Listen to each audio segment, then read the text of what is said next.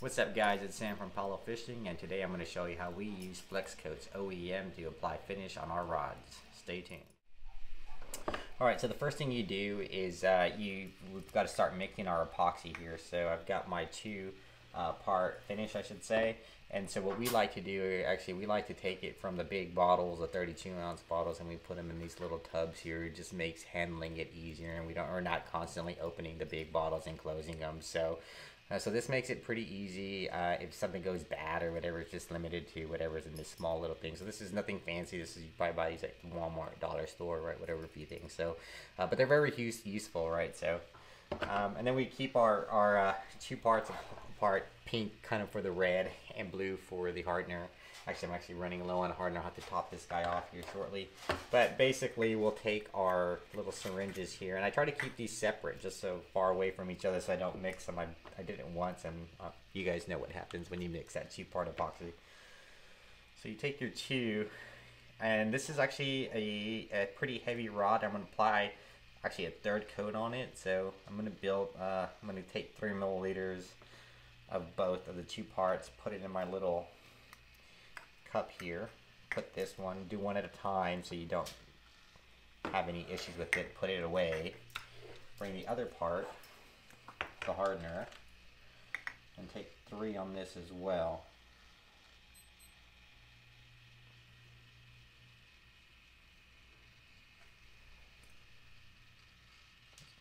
That's basically all I have. There is some air in here. I'm going to get that air out. Let me do this again.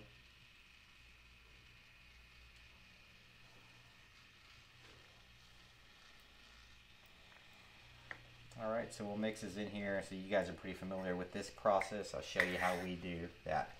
Another little hack, a trick I like to do, or I should say just kind of, I take these little mixing sticks, I chop them in half. This becomes my mixing component, so I'll use this to mix it. And we're going to apply the same mixing technique here. The other thing we like to do here, and I don't know if you can maybe help me with the camera here, is so we've got our lights up here, and we've got some lights here, and so these apply some heat. So this is one technique you can use to really kind of apply a little bit of heat, not a lot, but just kind of make it a little less viscous and runny. So.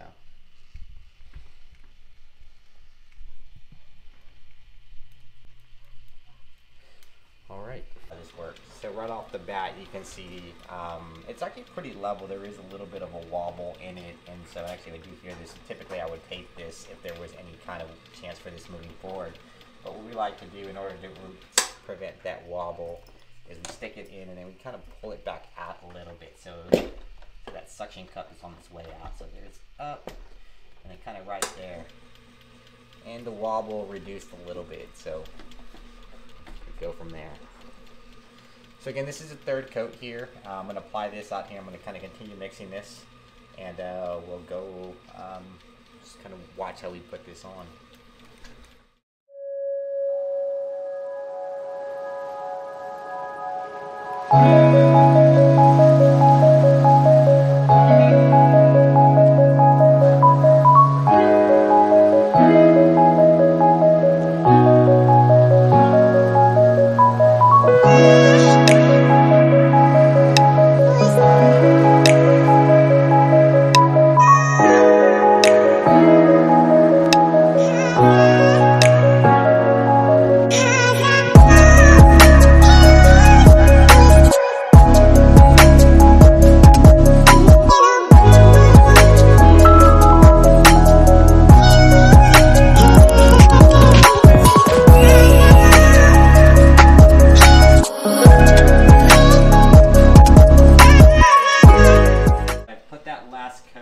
Epoxy on it. Now the next thing we do is we take our heat gun to blow out any remaining pieces of air that may be on there.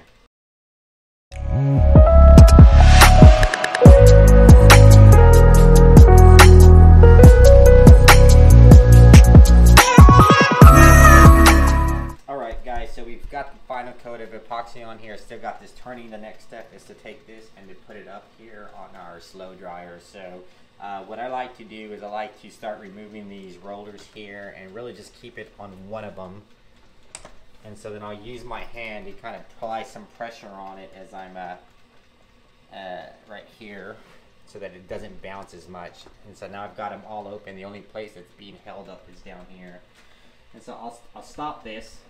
Actually, that's a good idea. Actually, the one thing about this Flex Coat roller, I put the final coat on there, so I didn't really have to spend too much time stopping it, but it does have a nice clutch where you can sit down and hold it here, tune anything up, and then get back to rolling. So it's definitely a nice feature. Those of you guys who have used the clutch before know that this is a tremendous help out here.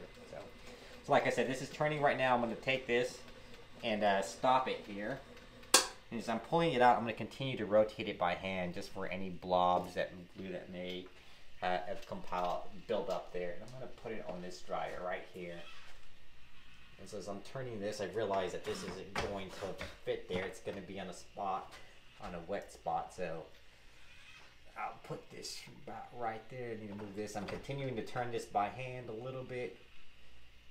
And that's a good spot right there. I'll push this in now, and now I'll just turn it on.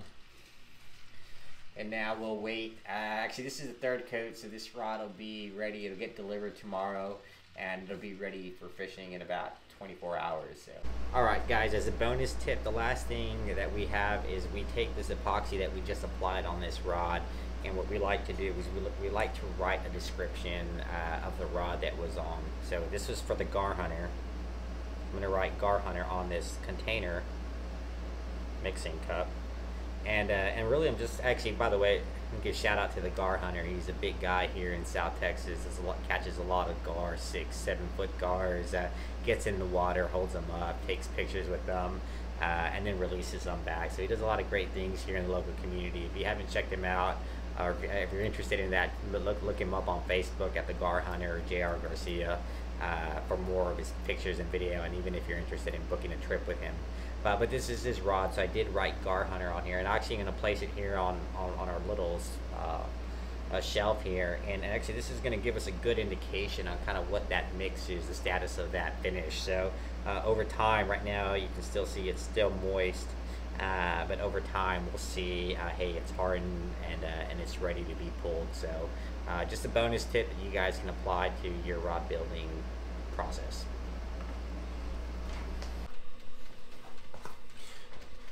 Alright guys, so there you have it. That's how we use this machine. It's definitely improved our life and here our rod building capabilities.